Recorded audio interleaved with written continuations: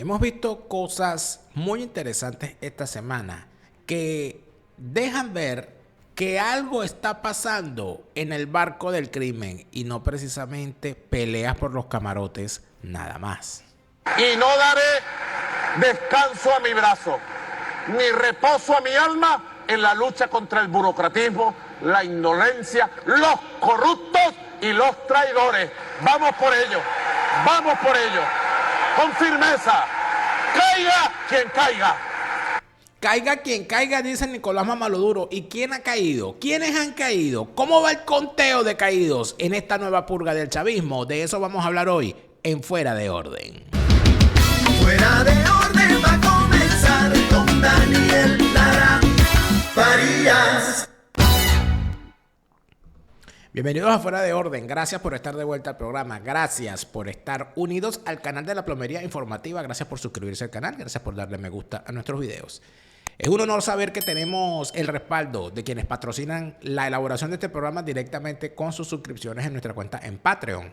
Patreon.com/DelaraF. Patreon.com/DelaraF. Tu apoyo es el que nos ayuda a seguir. Para decirles todos los días que la fase superior de la izquierda es el crimen. Si los dejas entrar, no los verás salir. Te partirán las piernas para venderte las muletas. Después que te vendan las muletas, te las van a expropiar. Después que te las expropien, te harán ponerte de rodillas para darle las gracias o para rogarles.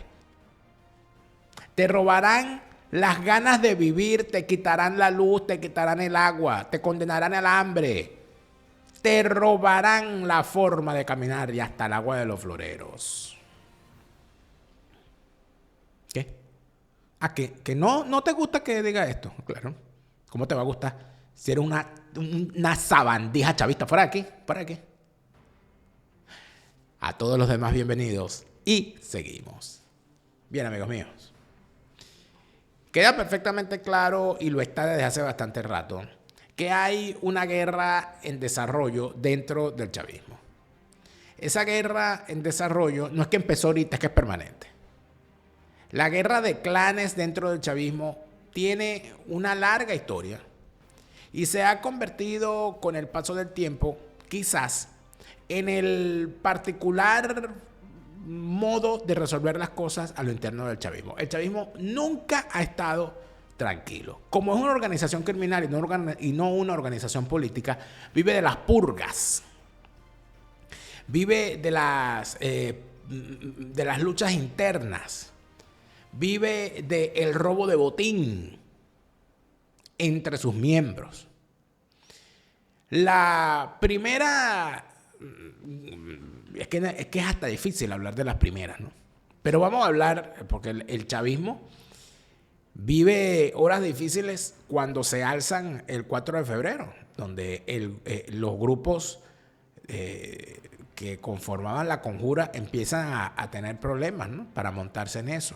Por eso es que se divide bandera roja cuando el asesino de Gabriel Puerta Ponte se suma a la conjura del 4 de febrero o la conjura que terminó en el golpe del 4 de febrero y el 27 de noviembre.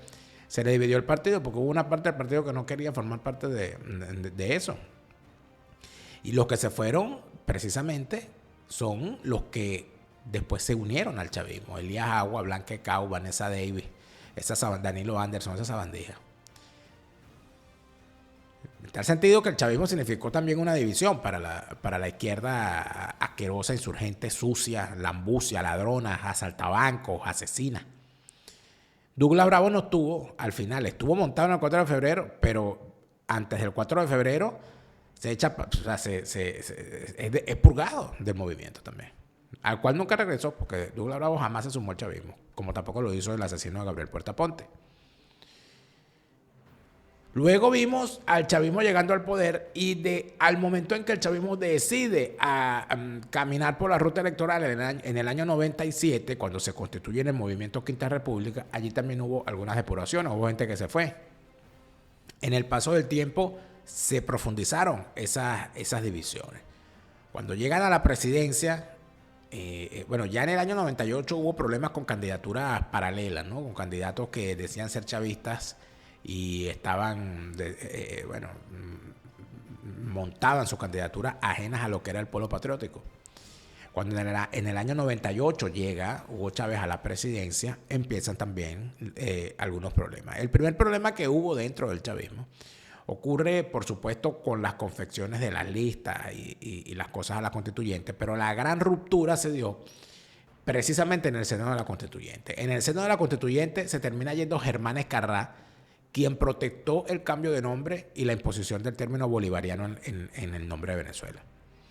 Fue despedido en público, en un acto público. Chávez mismo lo ofendió en cadena nacional. Allí también terminan yéndose otros personajes. Fue muy...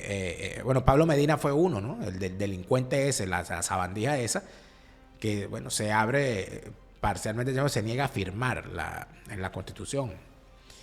Y eso marcó más o menos el rumbo del partido dirigido por, entre otros, Pablo Medina, que era el PPT, cuyo miembro principal, Aristóbulo Isturi, fue vicepresidente de la Constituyente, y al terminar la Constituyente el tipo se abre también del chavismo. Se abren del chavismo porque ellos se habían hecho con el control del Estado Vargas, de la gobernación del Estado Vargas, con Mario Alfredo Olaya, y cuando ocurre la tragedia de Vargas del año 99, Mario Alfredo Olaya no supo manejar esa situación. Eso se convirtió en un grave problema para todo el mundo. Por supuesto, la gestión de todo aquello queda rebasado por los acontecimientos y políticamente liquidado. Mario Alfredo Olaya más nunca levantó cabeza.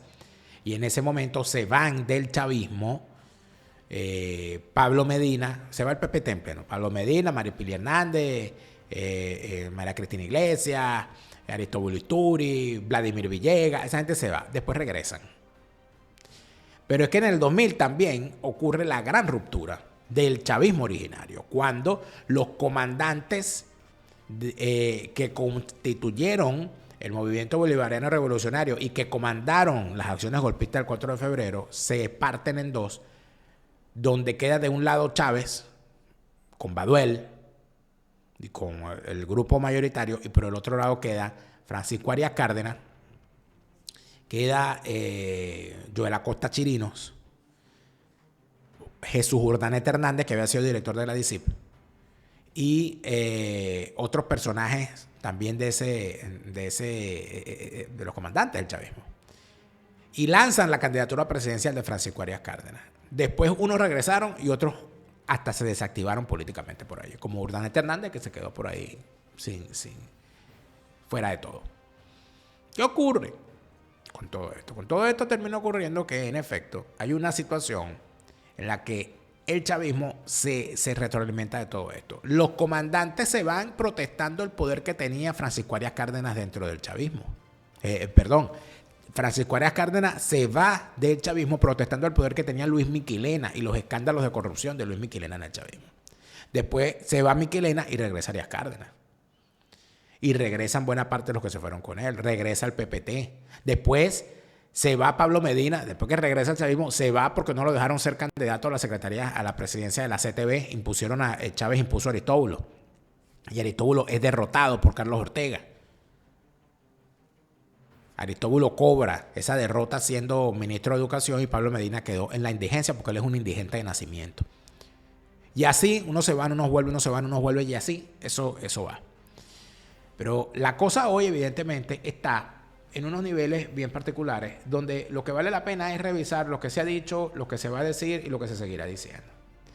En todo caso, amigos, todo esto se desarrolla de una forma bien particular cuando termina conociéndose la detención del ministro Pedro Telechea, que era además presidente de PDVSA, al cual se había utilizado para sustituir a el defenestrado Tarek El Aizami, acusado de ser un ladrón, entre otras cosas. Nicolás Maduro, o Nicolás Mamaloduro, se tiró este discurso en un evento que algunos han dicho que fue grabado, porque para el momento en que se emitió, ya Nicolás Maduro se encontraba rumbo a Rusia para participar en la cumbre de los BRICS. Pero el señor no acusó a nadie, no mencionó a nadie. Lo único que dijo en las 2 horas y media en que estuvo hablando huevonada Nicolás Mamaloduro fue esto que vamos a escuchar a continuación, que creo que es necesario que lo volvamos a escuchar para que podamos hacer los cálculos, las sumas y las restas. La segunda amenaza, ustedes saben que yo la he denunciado, es el burocratismo, la corrupción, la traición, que anda pululando también, pulula aquí, pulula allá, está unido. El burocratismo deriva siempre en indolencia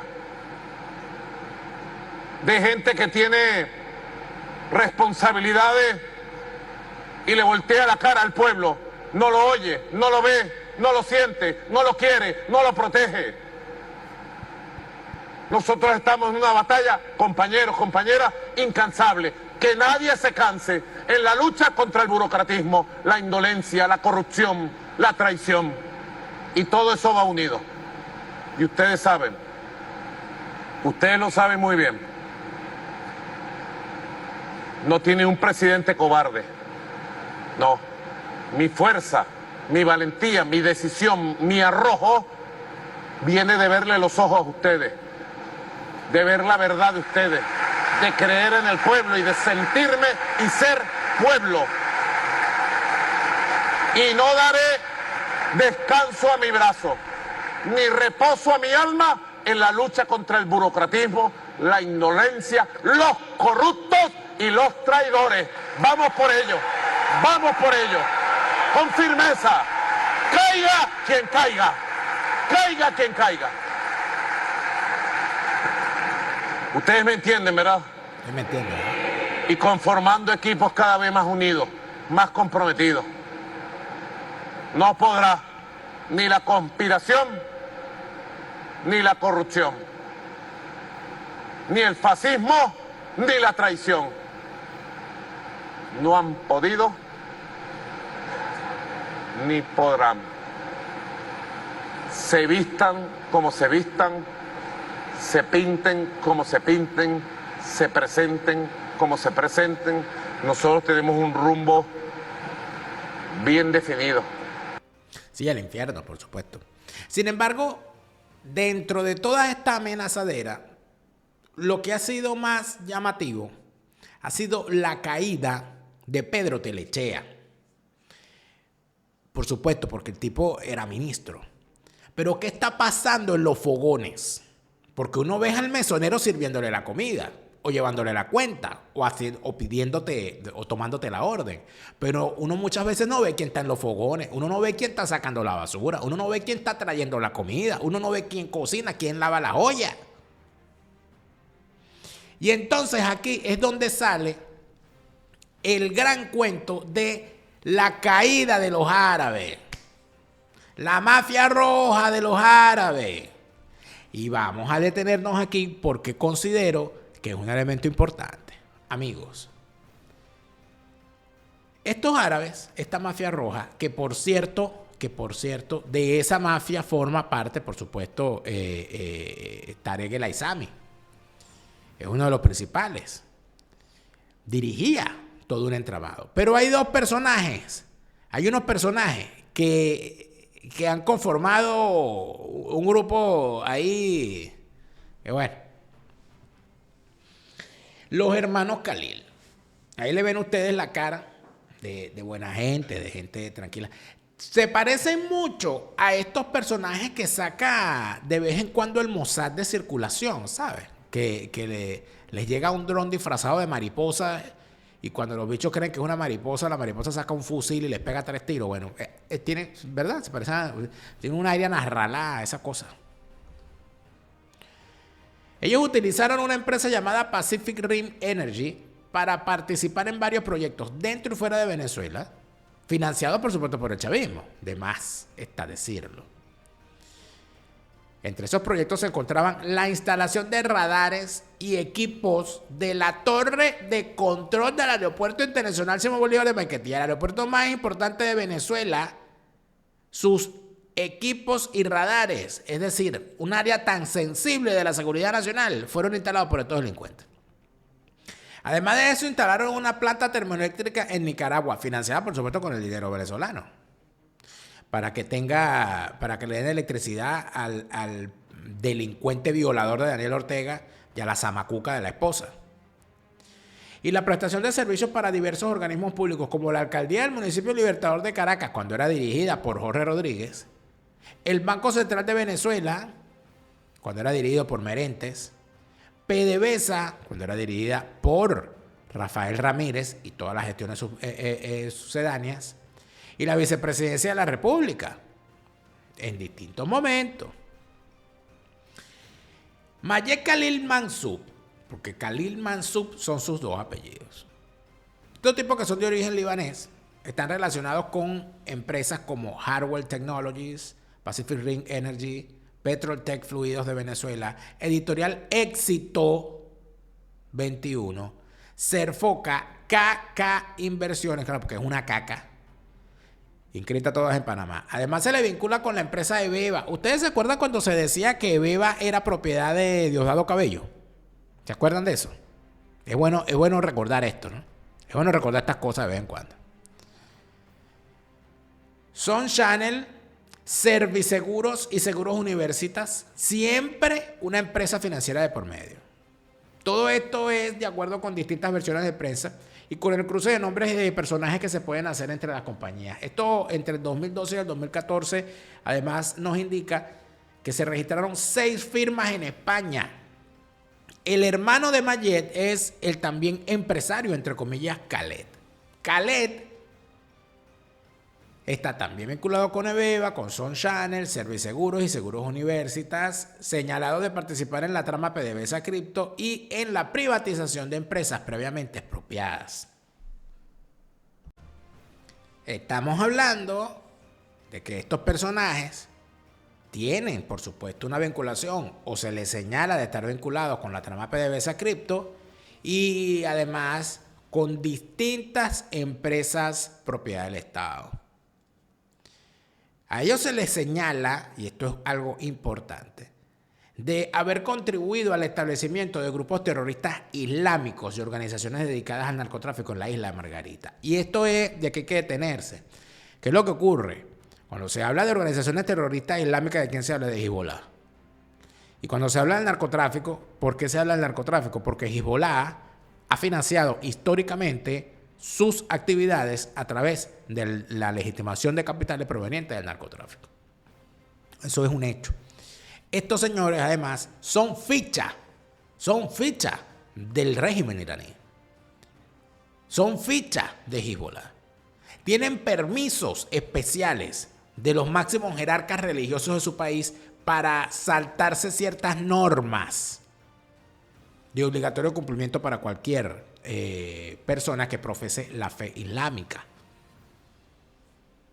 Tienen una licencia para hacer cosas de todo tipo.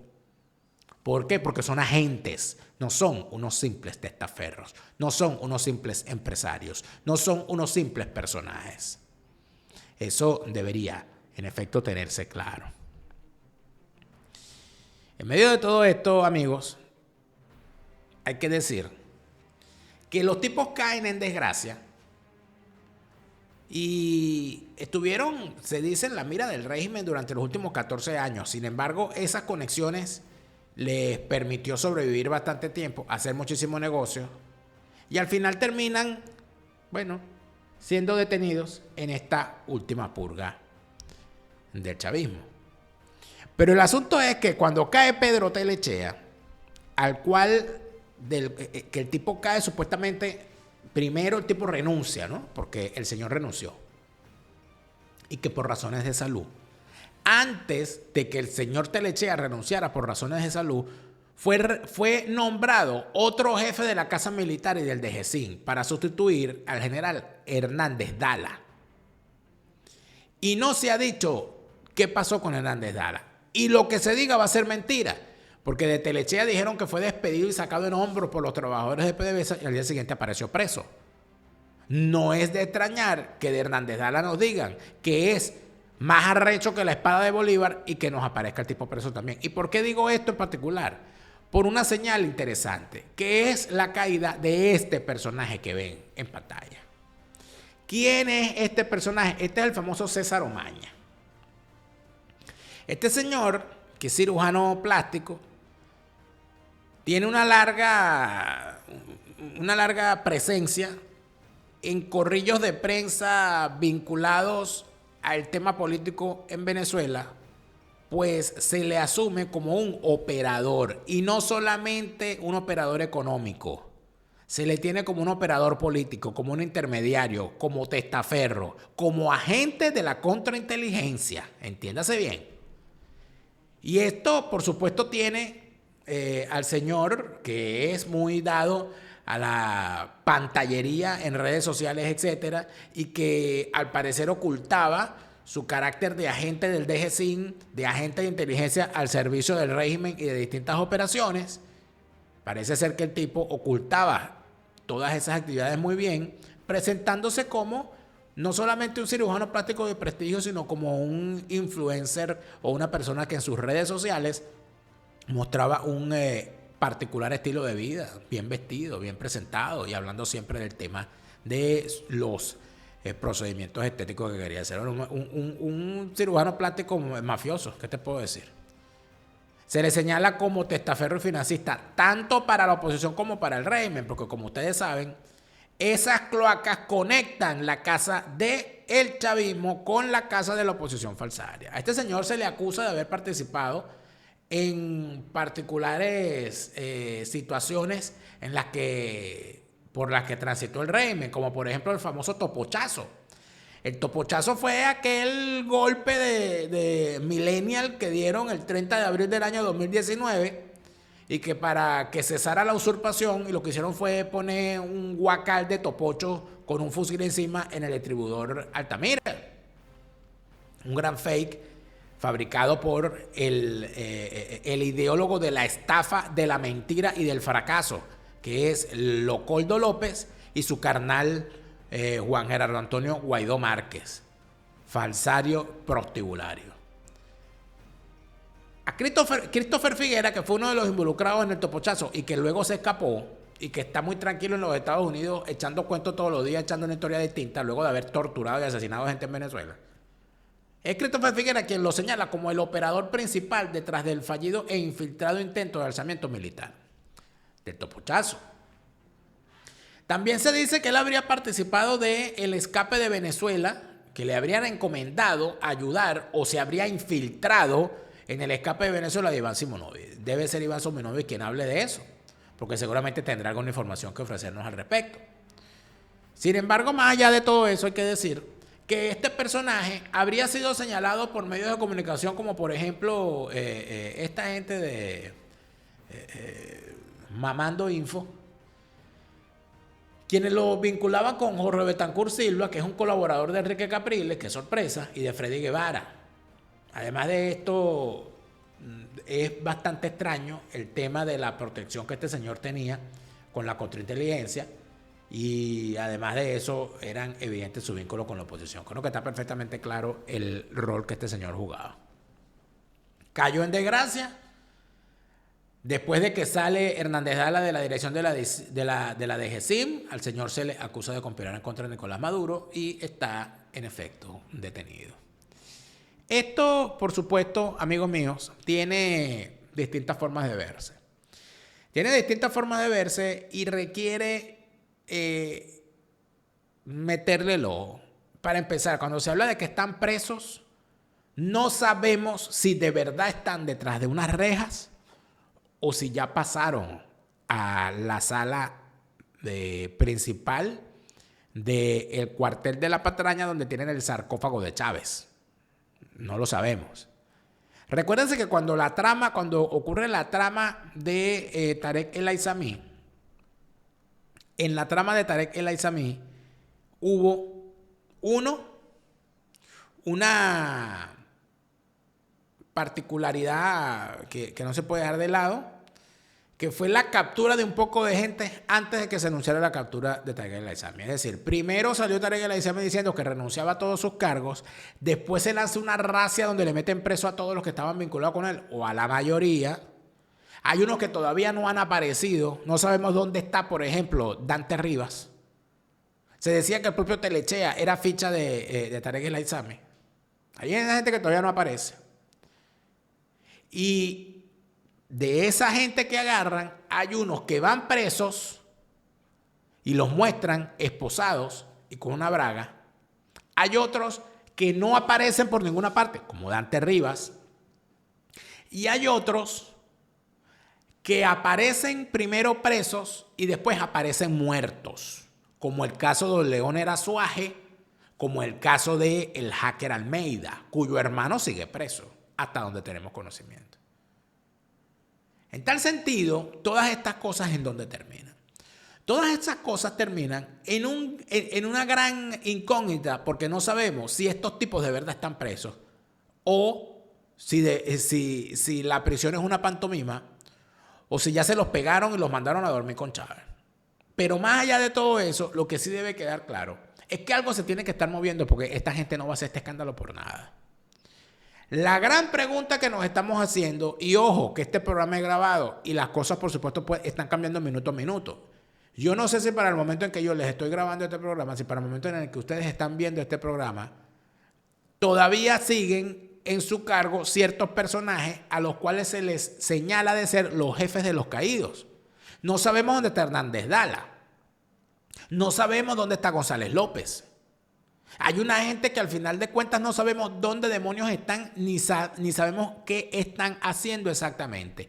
Y en muchos casos, por cierto, no tenemos certeza de las acusaciones a las cuales, con las cuales se dirige. Por ejemplo, hay algo que se ha convertido en un tema de discusión importante. ¿Por qué razón en el caso de Pedro Telechea se anuncia por un escueto comunicado del Ministerio Público su detención luego de haber celebrado que el señor había salido por la puerta grande de PDVSA? ¿Por qué se anuncia su detención con un simple comunicado cuando lo que había ocurrido anteriormente era que Tarek William Sátrapa, que es adicto a las cámaras y a los supositorios también, saliera dando una rueda de prensa para darse caché, mostrando pruebas y además de eso mostrando a los tipos confesando, sacándolos con el uniforme y esposados en público? Lo hicieron con Tarek El Aizami, lo hicieron con todos sus subalternos, con varios de ellos ministros, exministros. ¿Por qué no lo han hecho con Pedro Telechea? ¿Por qué Nicolás Mamaloduro en esa intervención que hizo habla de los traidores y habla de los corruptos y habla de las acciones que se va a tomar contra ellos, pero no menciona a ninguno? ¿Será porque esa transmisión, ese programa estaba grabado y para el momento en que se graba todavía no estaba preso Telechea? ¿Será porque cuando se graba esa transmisión se necesitaba dejar cosas entre líneas para permitir que Nicolás Mamaloduro saliera tranquilo del país rumbo a Rusia, a la cumbre de los BRICS? ¿Por qué, si se señala a Delcy Rodríguez como la jefa de buena parte del entramado que cayó, principalmente de estos árabes y principalmente de Pedro Telechea, por qué Nicolás Maduro se la lleva para Rusia en su viaje? Más importante aún, ¿quién está al mando en Venezuela si el presidente y la vicepresidenta se fueron del país? ¿Quién está dando las órdenes a lo interno del chavismo en este momento? Bueno, a partir del momento en que el tipo se va. Por supuesto que las especulaciones sobre si el tipo regresa o no regresa, por supuesto están a la orden del día. Y no porque uno sea vendedor de humo ni porque uno quiera fabricar una fantasía de donde no la hay, pero yo estoy completamente claro que para un personaje cabeza de un régimen como que encabeza Maduro, la opción de que el tipo salga en un viaje y no regrese por distintas razones siempre va a ser una opción. Sobre todo cuando se va para esos destinos tan particulares como Rusia. Donde a la gente le dan infartos súbitos, donde las ventanas son muy peligrosas. Las ventanas en Rusia son gravísimas. Tú no sabes la cantidad de enemigos de Putin que se han caído por la ventana porque se asoman a ver los pajaritos y se terminan cayendo. Es una ventana muy peligrosa. No, y ahí hacen unas infusiones que con unos productos que son a veces un poquito peligrosos. Entonces uno no sabe si a la señora Delcy Rodríguez la invitan a ver los pajaritos por la ventana de alguno de esos palacetes a los cuales la están llevando y la señora termine estripando su hermoso rostro contra la acera. Lo de hermoso, por supuesto, es un decir. O no sabemos si al propio Nicolás Mamaloduro le dan una infusión especial de vodka con pastelitos. Los mismos pastelitos que le dieron a Rasputín y la misma vodka que le dieron a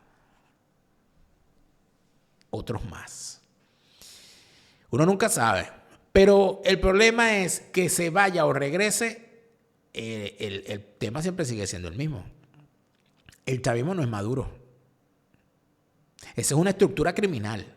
Y esta estructura criminal tiene a un poco de sabandijas allí capaces de apretar el botón de Yumanji y sembrar el caos en nuestro país. Tú no te vayas para Rusia. Rusia, por favor, tú en Rusia, tú te vas para Escocia. Hablemos de Escocia en castellano, organizas tus viajes a Escocia, pero en tu idioma. Hablemos de Escocia en castellano. Empieza a viajar siguiéndolos en Instagram para que te enteres de todas las cosas que puedes disfrutar y de las que te puedes enterar cuando vayas a Escocia. Hablemos de Escocia en castellano, tus viajes a Escocia, pero en tu idioma. Si no lo has entendido, te lo vuelvo a repetir. El mejor momento para comprar una póliza fue ayer. El segundo mejor momento es hoy. Mañana puede ser demasiado telechea. En los Estados Unidos, una póliza de seguro de salud es necesaria. Habla con tu asesor Gustavo para que te enteres de todas las ventajas que tiene, por ejemplo, el sistema Medicare, que en este momento se encuentra ya en su periodo de contratación. Ya están en los periodos de contratación, ya están abiertos los periodos de contratación para las pólizas de seguro de salud. Es el momento de llamar a tu asesor Gustavo. Asegúrate bien. Hispanidad, abogados y asesores. Es el bufete número 1 en materia de extranjería en España. Tú no eres un Edmundo González Gurrumino que que lo reciben en un avión del Estado y le abren la puerta y le dicen, ay, lo sentimos mucho por sus helechos. No. Usted se está bregando su estatus migratorio en España. Usted necesita unos abogados que le representen. Y esos abogados son los de Hispanidad, Abogados y Asesores. Hispanidad, Abogados y Asesores en España con todas las de la ley. Hispanidad, Abogados y Asesores son los abogados, el bufete número 1 en materia de extranjería en España. Easy Tax to Go, para que tengas todo en orden en materia de pago de impuestos. Yo estoy seguro que este poco de sabandija del chavismo, ninguno de ellos paga impuestos. Porque es que son así, son unos zamacucos, son unas sabandijas. Tú no caigas en eso. Merángel Lanten, asesora estrella de Easy Tax to Go para todo lo relacionado al manejo de la contabilidad y el pago de tus impuestos y la gestión de todo ese tema. Y además de eso, te ofrecen formarte como preparador de impuestos para terceros o para ti mismo, si es el caso. Easy Tax to Go, no aceptes imitaciones, aunque tengan un nombre parecido o tengan unos colores parecidos. Si no está Merángel Lanten, son unos piranten. Y el doctor Ricardo, bueno, este sí es un cirujano estético, de verdad. No como el que estaba escondido ahí diciendo que era cirujano estético y en realidad era gente del DGCIN y de toda clase de sinvergüenzura. No, el doctor Ricardo Pérez es un cirujano estético de calidad y encabeza el equipo de cirujanos plásticos número 1 de la Florida. Allí en Miami, en el Doral, está el doctor Ricardo Pérez junto a su equipo. Para que no cargues esa cara como la de Delcy Rodríguez, para que no cargues esas arrugas como las de Cilia, para que no andes por allí por la vida viéndote al espejo y recibiendo un reflejo como el de Delcy. No, tú no puedes. No. El doctor Ricardo Pérez, el cirujano estético número 1 en el Doral, Miami. Ahora, si tú lo que quieres saber es por qué esta gente se convirtió en lo que se convirtió, tú lo que tienes es que leerte el libro de Marcelo Crobato. Techo Rojo, Abismo Rojo, de Marcelo Crobato, es el libro que te permitirá conocer el origen de toda la desgracia del chavismo y, por supuesto, entender por qué estamos, como decían por allí. Techo Rojo, Abismo Rojo, de Marcelo Crobato, a la venta a nivel mundial en Amazon. Y tú pretendes andar por la calle, mujer hermosa. Tú pretendes andar por la calle y que cuando te vean vestida piensen que eres una Delcy o una Cilia. No.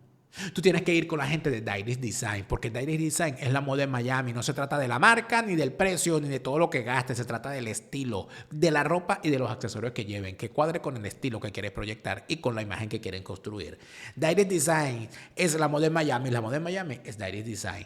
Y si se trata del catering de Miami, Catering on Top. Catering on Top es el top del catering. Cuando tengas un evento, en Miami, Catering on Top se encargará del catering que le ofrecerás a tus invitados. Sea un evento grande, mediano, pequeño, Catering on Top, el top del catering en Miami. Y en el caso de todo lo que tenga que ver con construcción allá en la Florida, no olvides jamás, n'oubliez jamais, que en la Florida es necesario cumplir con las normas. Usted tiene que cumplir con las normas de construcción hasta para reconstruir un espacio interior. Usted tiene que saber eso.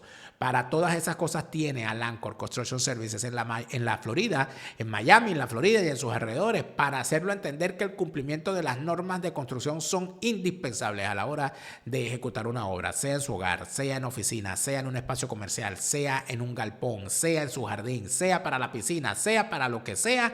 Lancor Construction Services en la Florida. Y fíjate tú que ser un coach, ahora cualquiera dice que es coach, ¿verdad? Ahorita cualquiera dice, no, yo soy un coach. Usted es coach, yo soy el coach de tercera. No.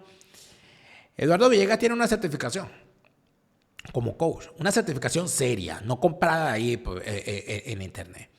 Si tienes un jefe tóxico que sientes que en algún momento va a arremeter contra ti, y además de eso sientes que tienes que renunciar, antes de renunciar, habla con Eduardo Villegas, que es tu coach de comunicación. Y si vas a dirigir un equipo, porque el jefe eres tú, vas a dirigir un equipo de alto desempeño o un equipo multicultural y no sabes por dónde agarrar ese berenjenal, Eduardo Villegas te ayuda a entender que los procesos de dirección y los procesos laborales tienen a la comunicación como la base principal para que todo marche bien. Eduardo Villegas es el coach de comunicación que te va a ayudar a superar todos esos escollos. Eduardo Villegas, tu coach de comunicación. Y mi gente, ¿quién es? Vespro. Los contenidos audiovisuales para YouTube, para Facebook, para Twitter, para Instagram, para TikTok, en las manos de los mejores, que es Vespro Digital Marketing. Vespro, the best of the best. Y allí, entonces, ¿qué termina ocurriendo, amigos míos? Ahí termina ocurriendo una cosa bien particular. Que hay entonces una lista de los que se fueron, pero también una lista de los que quedan. ¿Qué va quedando en este momento? Bueno, nosotros actualizamos esta lista de vez en cuando. ¿Quiénes son los que quedan? ¿Quiénes huelen a formol dentro de la estructura de estos capos? Bueno, ahí está Mamaloduro. Voy a ponerlo completo. Ahí está Mamaloduro a la cabeza. Está Cilia. Está Diosdado y está Padrino. Todavía están ahí, todavía quedan, todavía aparecen. Luego están Delcy y Jorge, que como todos sabemos, son dos rufianes de postín. Y está perfectamente claro que las actividades de ambos son actividades que ameritan ser revisadas no solamente con criterio criminal, sino con criterio psiquiátrico, porque esta gente no está bien de la cabeza. Y entonces es allí donde viene la gran pregunta. ¿Cuánto tiempo va a durar esto? Estos bichos, ¿cuánto tiempo van a estar ahí? ¿Quién puede más en todo esto? ¿Cuánto tiempo le quedan a los Rodríguez? Es necesario decir en primer lugar que los Rodríguez no son del chavismo originario. Del chavismo originario, en todo caso, sí puede, del chavismo originario civil. Ahí está Maduro y Cilia. Diosdado viene del chavismo militar, de la conjura militar que termina en el golpe de Estado del 4 de febrero del 92. Y Padrino es un asimilado. Es un asimilado al chavismo militar posteriormente. Y aquí está. ¿Quién va a poder más en todo esto? El que más apoyos de las distintas alas acumule. Cuando usted tiene en estas distintas alas a una cantidad de gente dispuesta, ¿no?, a pactar para su supervivencia, está perfectamente claro que ese que más pactos logre es el que va a sobrevivir. Pero no se trata solamente del que logre los pactos, se trata también de quien los cumpla. Porque es que allí es donde está el problema. Acuérdense que estamos hablando de malandros, estamos hablando de delincuentes. Aquí no estamos hablando de personajes chéveres que están haciendo lo posible para ser felices, para crecer y para convertirse en una cosa maravillosa. No. Aquí estamos hablando de unas sabandijas. De unas sabandijas que, dicho sea de paso, tienen en sus manos no solamente el control del país, sino que tienen también una ventaja inigualable a la hora de ser un criminal, que los supuestos adversarios que poseen son controlados por ellos, que es la oposición falsaria y protibularia.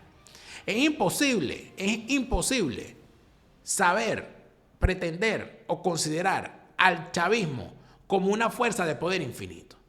La única forma de que una sabandija como esta haya podido estar 25 años en el poder es con un gran pacto, una gran complicidad y una gran cooperación de quienes dicen ser sus opositores. El que no lo quiera ver, que no lo vea, pero yo creo que eso está a la vista de hace bastante rato.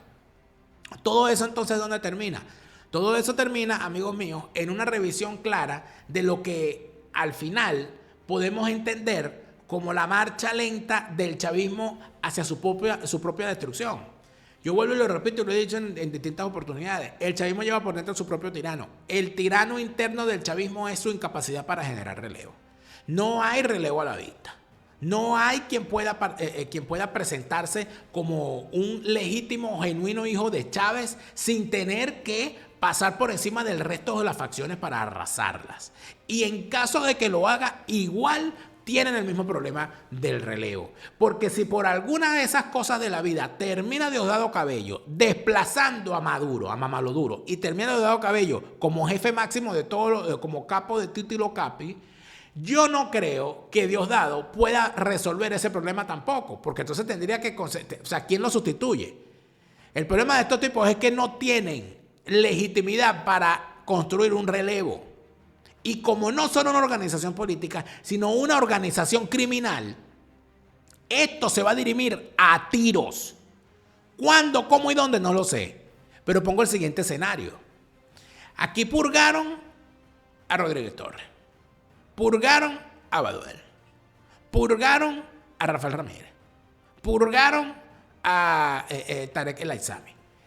Y todos se dejaron purgar. ¿Qué pasará cuando al que intenten purgar se resista y tenga fuerza para resistirse? ¿Qué va a pasar allí? ¿Veremos eso? ¿Ocurrirá eso en algún momento? No lo sé. Lo que sí sé es que todos estos bichos que tú ves aquí,